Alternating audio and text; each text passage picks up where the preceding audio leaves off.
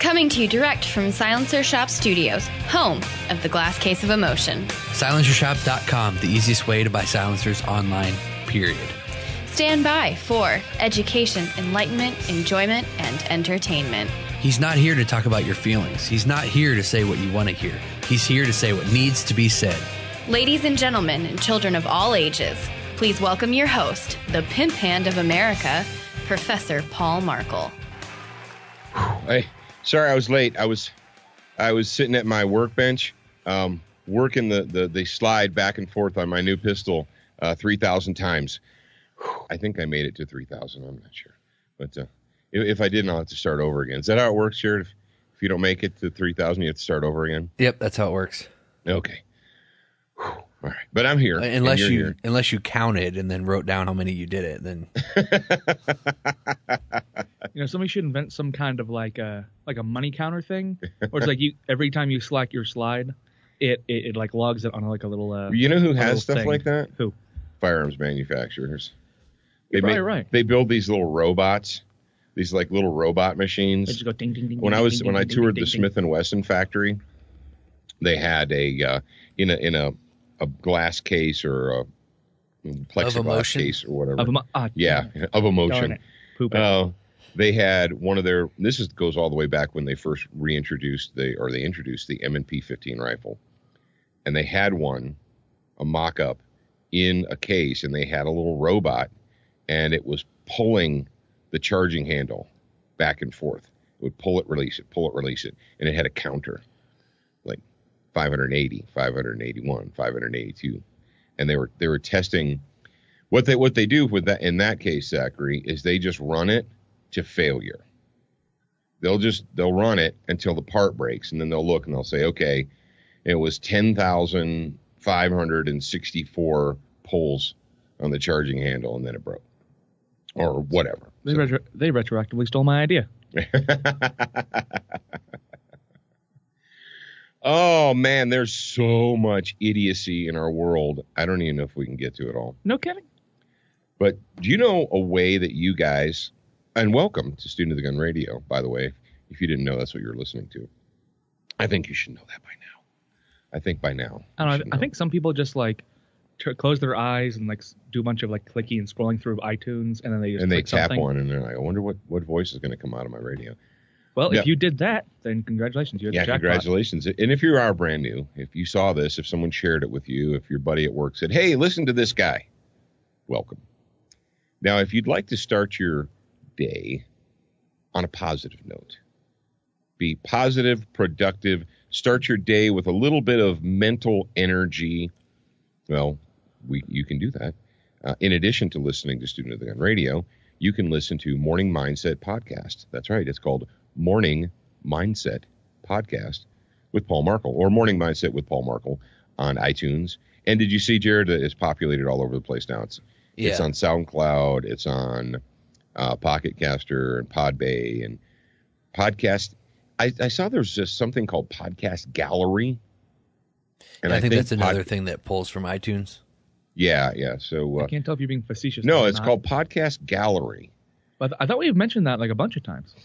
But I looked at it today, and it doesn't look like a normal podcasting app. It looks like, I don't know, just like a listing of all the podcasts that are available. Is it like, you know what I mean? Is it like Podcast Roulette? No. Maybe I'll just take a look, because personally I use Podcast Republic, and that's super nice and easy. Oh yeah, Podcast Republic. Downloads, you can find your subscriptions, and you can just like go search. So it's great. Anyway, that the show is populated. It is now searchable. If you put in Morning Mindset Podcast or Morning Mindset Paul Markle, it'll take you exactly where you need to go.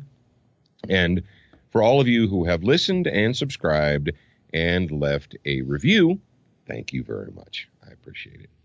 All right, Wednesday. We're going to start out Wednesday with a Brownells bullet points, and this is going to be kind of our guns and gear segment for the week, which it has been, but I haven't used the words guns and gear segment every time. So listen up, freaks.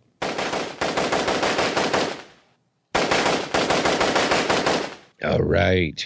Now, this is going to be a quick down and dirty Brownells bullet points. All right. Number one, you know, or you should know if you listened to Monday's episode, and if you didn't listen to Monday's episode, I don't know what you were doing, but go back in time, listen to Monday, and then listen to today. While these words are dripping ever so gently into your ear holes, if you're actually listening to it on the day that it was released, which would be Wednesday the 24th, what does that mean, Jarrad? Number one, we're not in the studio. We are on the floor of the Shooting, Hunting, and Outdoor Trade Show. And also on Wednesday the 24th of January, we are going to be, all week long, whether it's Tuesday, Wednesday, Thursday, Friday, we're going to be snapping photos and posting them on our Instagram of all of the new things. And one of the things that we will be releasing via our social media is photos from the Brownells booth, because Brownells saved a special announcement for the SHOT Show, a new product line that they're going to be releasing in 2018. And I want you guys to avail yourself to all that is Student of the Gun. So go to Student of the Gun Facebook, follow us there, or Student of the Gun Instagram, follow us there, and we will be posting. We already started it, but we're going to be posting pictures of new guns and gear and this and that's and so forth on the social media. And if there's, I know that there's very few people that are going to have time to listen to the show while they're in Las Vegas at the SHOT Show. I get that. But on the outside chance that you're listening to this Wednesday morning, we are having a book signing at 3 p.m. 3 p.m. Wednesday at booth number 11051. That's 11051, the Night Vision booth. And even if you don't want a book, come by and say hello. How's that sound? You know, and I'm not trying to shortchange you, but there's going to be so much to talk about. And we always do that, don't we, Jarrad? I mean, I know we're planning to do at least one shooting, hunting, outdoor trade follow-up show. And quite often, whether we go to the NRA or the SHOT Show or whatever, sometimes it ends up being two shows because there's just so much to talk about. So please pay close attention to the, like I said, Student of the Gun Facebook, Student of the Gun Instagram. And between Jarrad and myself and Alex, we're going to be uploading photos every day as long as we can get an adequate signal. Jarrad, last year, were we able to get stuff up on Instagram pretty easily from the floor, weren't we? I believe so. I don't really remember. Videos, what I would like to do, not so much. Hopefully they've figured out a solution, because I would like to do at least one live video from the floor. But I don't know if that's going to happen or not. Yeah. Us and 28,000 other people would like to do a live video from the floor. So, well, I mean, we could do a live video you guys could do a live video that you record and then go back to your hotel and upload via the Wi-Fi. Then that's not live. Just put live in brackets at the top, and people won't know the difference. That's probably true. Yeah, we'll just drop in a little red and white box up in the upper corner that says live. Just have Alex slightly off screen, like holding up a piece of paper that says live. Yeah, that's exactly what following we're the camera. Or we could just drive on. Now, if you are missing the Fighting Fitness segment, well, you really shouldn't be missing it, because it's every Thursday on the new bonus hour. And if you're a member of the new bonus hour, or if you're a member of the grad program, you're listening to that every week. That's something that we changed for 2018. We're doing a Monday and a Wednesday show, and then we're doing a Thursday and a Friday show for the grad program. All right. Did you want to say something to him about that, Jarrad, or before I move on? Those of you that are in the grad program and you're enjoying the Thursday bonus hour with the Fighting Fitness segment, go to the Liberty Mastermind, and there's a question in there for you asking if you guys, or what fitness topics you guys want to hear about. I've got a lot of stuff in my brain. It's a lot easier for me to just give you what you want to hear about than it is for me to try to figure out what you want to hear. So there you go. We're just going to give it to you the way you like it. Yep. That's why we do it on Thursday. We give it to you the way you like it. That's how we do it every day. Continuing on. I think it's time for a Student of the Gun Homeroom, brought to you by your friends at Crossbreed Holsters.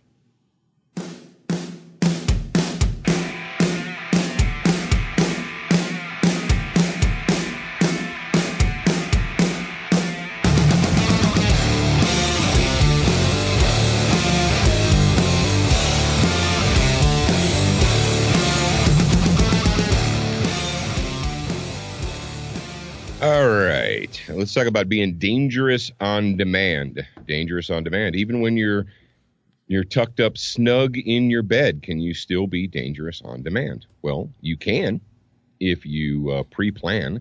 If you plan ahead, you can be dangerous on demand. You know, the shooting sports, gun world, gun community, when it comes to topics, it tends to be cyclical.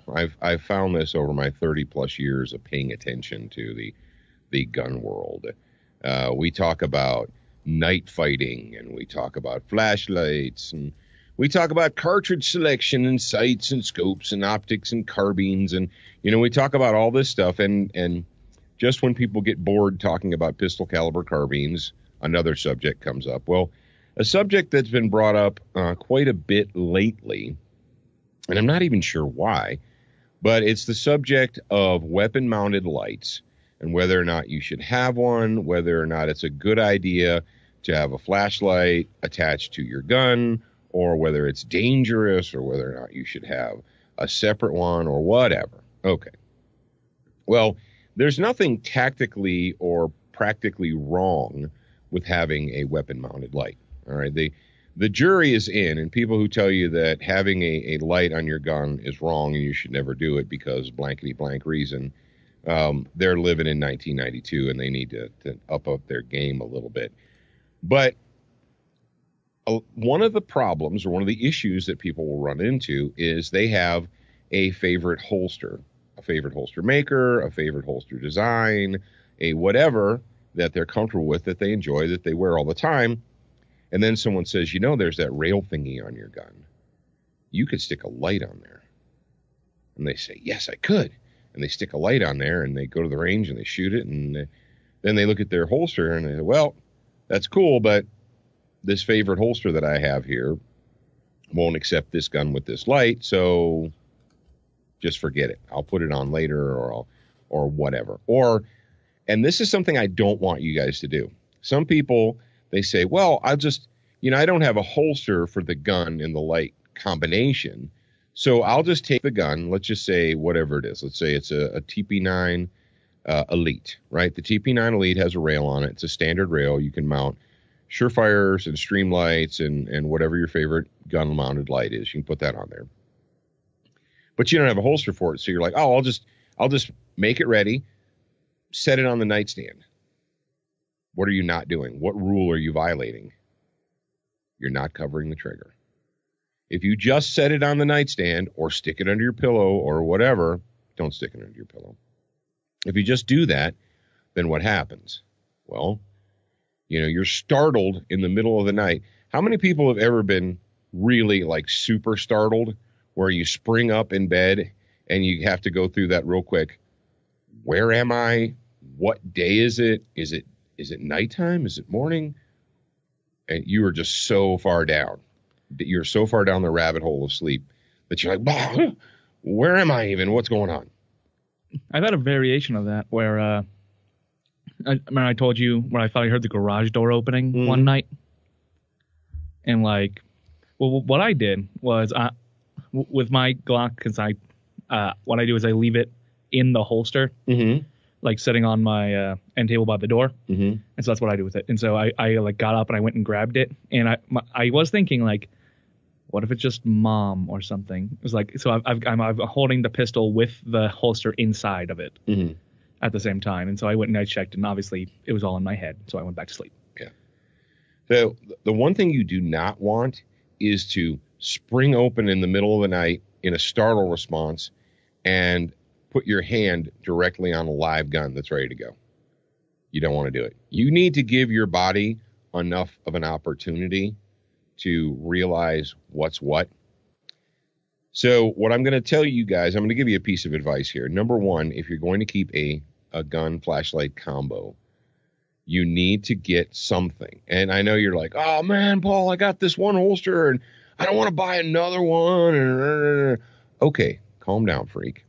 I actually went over to crossbreedholsters.com, and they make these things called the OHI. It's OHAI. And what it is it's a holster pocket on the front, and then on the back, it's the hard side Velcro. So there's no slots or clips or anything. And Crossbreed makes an entire line of modular gun carrying devices. You can carry in a purse, a backpack, a briefcase, or whatever. And they make this thing, it's called the bedside backup. So you could take the gun with a light on it, and they will make you, like, for instance, if I'm going to go there right now. All right, let's say your favorite gun is a Glock 17, super simple, and you want to put a Surefire XC1 light on it. You click it, you tell them left-handed or right-handed, they make it for you. How about a Glock with a Crimson Trace Laser Guard Pro? You can do that. How about the Inforce lights? They can do that. Viridian, Streamlight. If you have a Streamlight TLR1, they can do that. So there's a huge variety here, and of course they make these on demand. They don't make 100 holsters for your gun, your light combination, stick them on the shelf, because that would be silly. But if you've got one of these and you want to keep a gun in your bedroom, with a light on it, ready to go, please don't just load it up and stick it on the nightstand, okay? Put it in something. Force yourself to have to grab the grip and draw it out of a holster or a case or whatever before your digit slips down onto that trigger and you start launching bullets, okay? So yes, you can be dangerous on demand, even when you're tucked up in your bed, all sleepy and nice and warm, all right? So be smart. Attention, new listeners. We produced a complimentary online training course called 7 Training Tips That Could Save Your Life. Get instant access by joining the Student Lounge for free at studentofthegun.com. Do you watch Student of the Gun TV, read the blog, and follow us on Facebook? If you answered no to any of these questions, you are wrong, but you can easily fix yourself. Go to studentofthegun.com to find everything SOTG. All right. Well, it looks like, hey, Jarrad, did you see that it's almost time for Connecticut gun owners to get back in line? Yes, I did notice that, says Jarrad. No, I didn't. Thank you for pointing that out. You didn't notice that? No. Are you over there flipping switches and dials? Yeah, I'm trying to get stuff ready over here. You're trying to get stuff ready. Okay. So, we've got not one, not two. We have 3 separate slave state updates, but they are all in a similar vein. They're all in a similar vein. So we're going to go to the East Coast of the United States of America, and we're going to visit some of our favorite slave states. I like to teach you all the rules. I get to see them set in stone. I like it when you chain me to the bed, but then you see it's never shown. Yes, indeed. We've been doing that for years now. That is Puddle of Mud, and the song is called Control. Because what do we know about slave states? What do we know about progressive liberal Democrats? It's not enough for them to make choices for themselves. Oh, no. They have to control you because you're just too you're too silly, you're too inept. You can't control your own life. So the state has to control your life for you. And, first up, we're going to move up to the People's Republic of Connecticut, where proud Second Amendment supporters, where sportsmen are apparently going to have to get back in line. You guys all remember the hundreds and hundreds of people standing in line in Connecticut, the voluntary tax slaves up there in Connecticut standing in line to register their guns so that they could, be within the law, so they could acquiesce to the demands of their slave masters. Well, now how many times have we been told, Jarrad and Zachary, and it's kind of a rhetorical question, but at least once. Yes, by reasonable people, we have been told, we have been admonished, we have been shamed via electronic mail. Shame. Via shame. We've been shamed and admonished via electronic mail, via phone message, via Facebook message, that we are what have I been told that I am? Too mongoloid. No, shut up. Stringent, too essentially that we're not willing to compromise. That we need to be willing to compromise, and we need to be reasonable. And we can't just dig our heels in. It's a different world that we live in today. And these machines that are available today are not like any of the machines that were available before. And if we're going to be good and faithful sportsmen, we need to just compromise a little bit.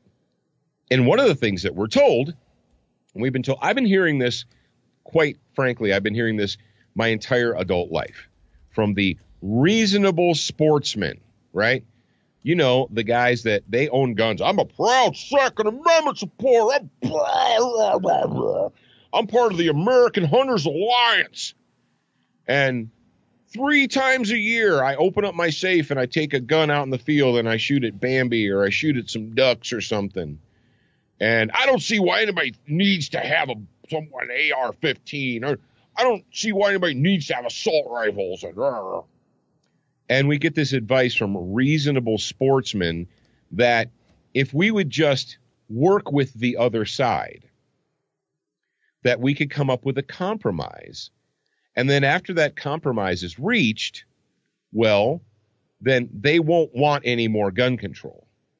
If we would just accept this legislation and let it be, let them have their way. You know, it's not really hurting you. You don't need to have that anyway. No one needs to shoot that fast. No one needs to have a gun that holds that many bullets. Then if we do that, that they'll be satisfied and they'll go away and they'll go on to something else. What have we been teaching you, and what examples have we been laying out for you for the last 5 years at least on Student of the Gun Radio? When you are a left-wing progressive Democrat, when you're a liberal, when you're a socialist, you can never, ever, ever have enough control over the lives of your subjects. Look at England. For 50, 60 years, they've been incrementally instituting psychological and physical control over their citizens. They're all the way down now to the point where they're telling their people to surrender their knives. Yes, the people of England forget about being trusted with rifles or pistols or self-loading shotguns, or, forget about all that stuff. Or forks. Yeah. We're to the point now where they don't have enough control over their citizens. They're asking their citizens to voluntarily surrender their sharp objects. Okay? So don't tell me that if we would just be willing to compromise, if we'd be willing to be reasonable, that they'll get what they want and they'll leave us alone and go away. Because they will never leave us alone and go away. And I have another example of this. What happened just a few years ago in the People's Republic of Connecticut? Well, as we mentioned, hundreds and thousands of proud Connecticut sportsmen got in line to acquiesce to be good little slaves and register their guns so they could get permission from the state to keep their rifles. Rifles that were perfectly legal yesterday. Well, Danielle Malloy, the governor, Danielle, and her, what is Danielle like a Z? Okay. All right. Well, Danielle, I don't want to assume Danielle's gender. That's what you mean. Yeah. I don't. Like a Z what? No, like I don't want, I don't want to assume, I don't want to do that where I assume Danielle Malloy, the governor of Connecticut, I don't want to assume its gender because that would be hurtful. And you know me, I don't want to offend. So, yeah, here we go. We got a story here from Hartford, Connecticut, Fox 61, and the dateline on this is I believe it's 9 January. Yeah, here we go. 9 January 2018. And Hartford, Connecticut. Governor Danielle Malloy announced Tuesday that he, she, Z is proposing legislation to ban the purchase and sale of, get this, rate of fire enhancements to guns in the state. That includes bump stocks, binary triggers, and trigger cranks. Now, here's the thing. The title of this is deceptive. The title from the story is Governor Malloy calls for ban on bump stocks in Connecticut. CCDL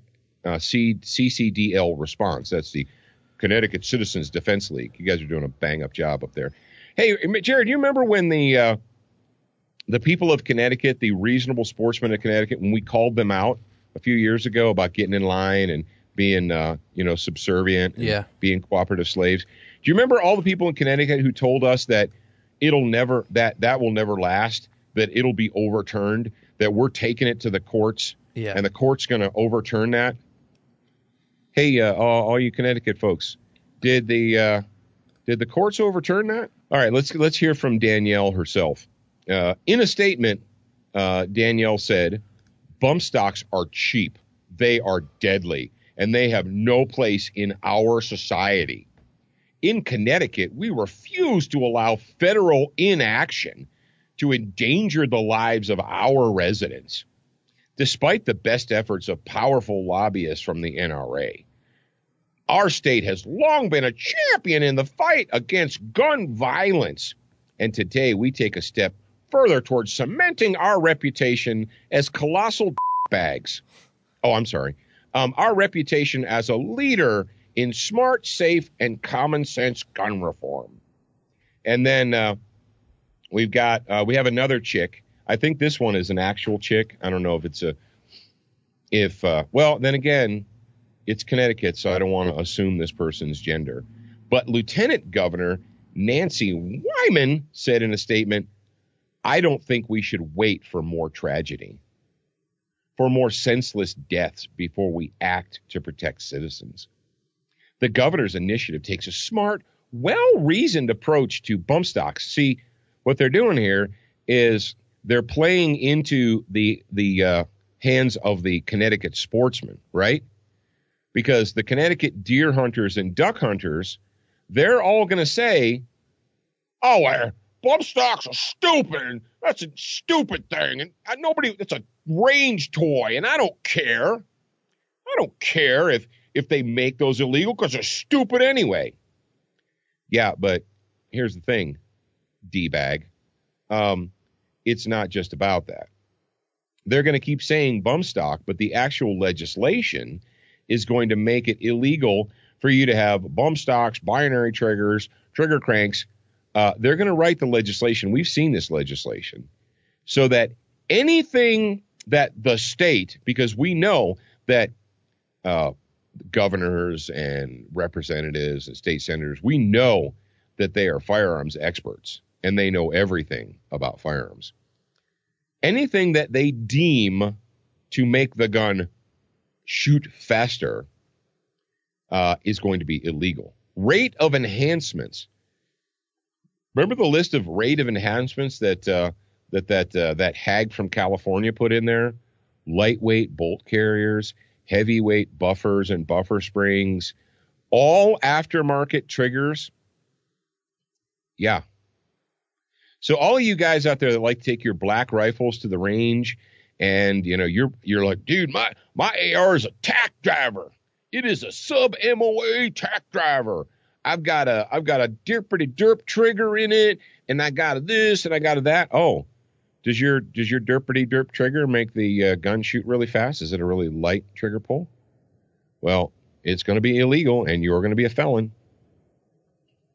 But that is that's the People's Republic of Connecticut. So all of you folks up in Connecticut, get your go out and buy some comfortable socks and go get some Dr. Scholl's insoles, from your favorite drugstore or Walmart or whatever, because you're going to have to stand in line to surrender. You know, if you have any of these things that make your already slave guns, make them shoot faster, or rate of fire enhancements. How about muzzle brakes?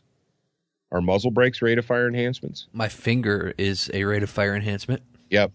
So you guys are going to have to, I hope that they wait until like the spring, because I don't want you guys to be cold when you're out there standing in line. I'm afraid they might do this in February or late January.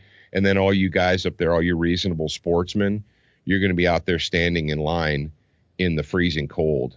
Maybe we could, you know what we could do, Jarrad? We could do a GoFundMe where we could come up with like a hot cocoa train, and we could set up stands and give hot cocoa to the Massachusetts tax slaves while they stand in line to surrender. I think that would be a nice thing for us to do. That would be a nice thing to do. I mean, you know. I was going to say hot cocoa and coffee, but I don't know if the underdeveloped palates could handle the coffee. Yeah, I don't know. But, because, well, then again, Jarrad, weren't we told by all our Connecticut listeners, our hardcore, that they were going to get rid of Danielle? They were going to get rid of Danielle and they were going to take the state back?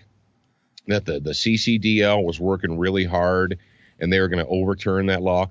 Hasn't that been like 3 years now? Pretty sure that's been 3, going on 4, at least 4 years. Yeah. What are you guys waiting on? Hang on. Did you hear that, Jarrad? I asked them what they're waiting on. I didn't hear anything. Cricket.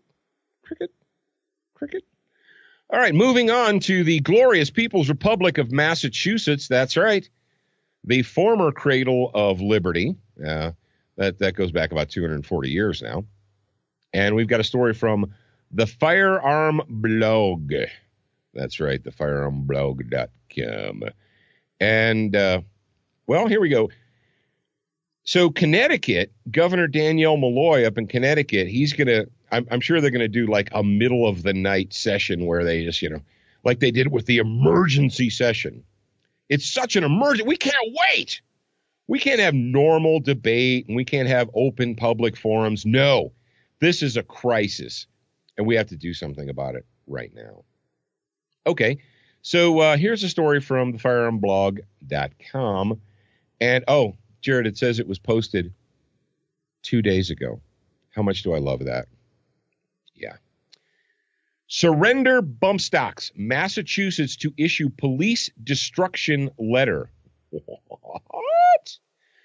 The Gun Owners Action League, GOAL, based in Northborough, Massachusetts, recently uncovered a letter set to be sent from the Executive Office of Public Safety and Security to all Massachusetts licensed to carry permit holders. Because remember, Jarrad, you need a special permit from the government when you're a slave to possess a gun. And then you can only possess the guns that your slave masters have allowed you to own, especially in Massachusetts. The letter explains that the, quote, retention of prohibited item, bump stock or trigger crank, beyond the 90-day grace period will expose the owner to criminal prosecution. The letter also states that the possession is illegal even in a private home. Essentially, residents are being forced to surrender without exemption. The new state law set to take effect 2/1/2018 bans bump stocks and trigger cranks devices in the Commonwealth of Massachusetts. So, yeah, we're not going to wait. Now, this, and let's face facts, this is really, I don't believe that there are many bump stocks or trigger cranks. When you're restricted to 10-round magazines, what really is the point in that? It's like, all right, I'm done. I'm done. But the fact of the matter is that at some point in time, the slaves residing within the People's Republic of Massachusetts, they may have gone out and legally purchased these items. And there is no grandfather clause. I told you guys this, Jarrad. Did we not get on behind these black carbon steel microphones months ago after that crap went down in Las Vegas? Oh, and speaking of which, did you see that the bull crap is bubbling to the surface again out there in Vegas? Yeah. The court documents have been unsealed. Yeah. And I started reading through them. I'm like, okay, this gets interesting. So I told you that the liberal slave masters, how they realized that they screwed up by enacting grandfather clauses, and that they're not going to do that again. They're not going to allow you to just buy it and keep it, before a certain date. They're just going to turn it into a prohibited item. They're going to turn it into contraband. Contraband is an item that the state has forbidden you to possess regardless. Okay. So what are all you proud Second Amendment supporters, all you proud Second Amendment, sportsmen, people who consider yourself, wow, come on, trigger cranks and bump stocks are stupid, pointless. It's a range toy. Okay. Where does it stop? Does it stop there?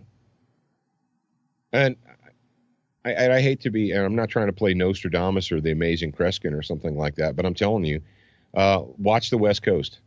Watch California. Some registered Democrat voter or Muslim missionary is going to go off, and they're going to use a currently legal California gun to commit murder, and the slave masters in California are going to say, you know what, just screw it, ban them all. No more self-loading rifles. It's just too dangerous. We just can't let the peasants possess this. So we got what do we got in the can? We got Connecticut, we've got Massachusetts, and let's go down to just a disgusting stinkhole of a political region. I think it was Rosanna Dana who said that New Jersey was the armpit of America. And I think Rosanna Dana was 100% spot on. So we got a story here from the Daily Wire. Chris Christie bans bumpfire stocks, orders confiscation on final day in office. Citizens threatened with hefty fines and imprisonment for failing to turn over gun accessory. So all of you 15-round New Jersey tax slaves will be happy to know that your rhino governor, let's see, here we go.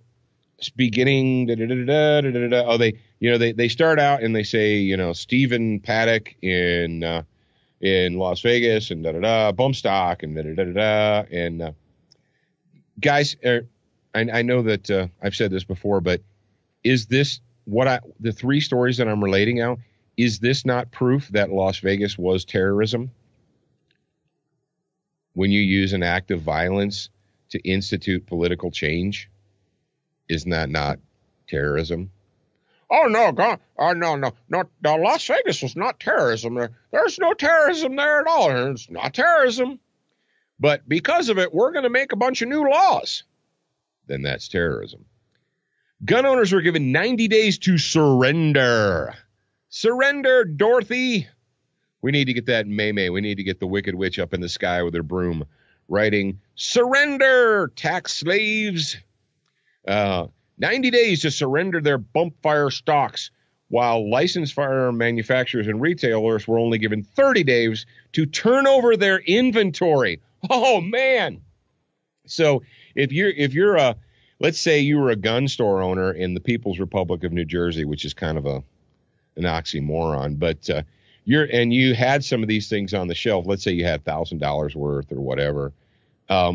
You're given 30 days to surrender your inventory to law enforcement, so the gun Gestapo can come in, seize them, and destroy them. The law threatens the state's citizens with a fine of up to $15,000 and 3 years in prison for having a plastic gun part. Yeah, man, does that make you feel like a free citizen, knowing that your state has decided that a plastic gun part, Jarrad, if these things are so ridiculous and they're stupid range toys, on one hand, we have all these sportsmen who are like, bump stocks are stupid, and it's a stupid range toy, and it's ridiculous. And so it's so ridiculous that you could go to jail for 3 years for having one. I'm pretty sure you could sell heroin in Massachusetts or New Jersey and not go to jail for 3 years. But whatever. Gun control advocates have celebrated this decision.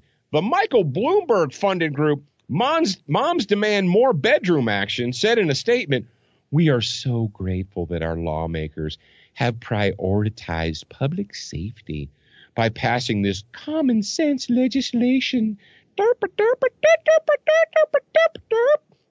Whatever. All right, slaves. Like I said, you probably should go to Walmart and buy some insoles, buy some brand new, Dr. Scholl's, those blue cushy rubber ones. You know what I'm talking about, Zach. Yeah, go and buy some new socks and some cushy blue rubber insoles. So while you're standing in line waiting for the train, that your feet don't get tired. Okay. All right, tomorrow is going to be Thursday, and because it's Thursday, we're going to have a bonus hour. Yes, indeed, do. We're going to have a bonus hour part 1, and then we'll have bonus hour part 2.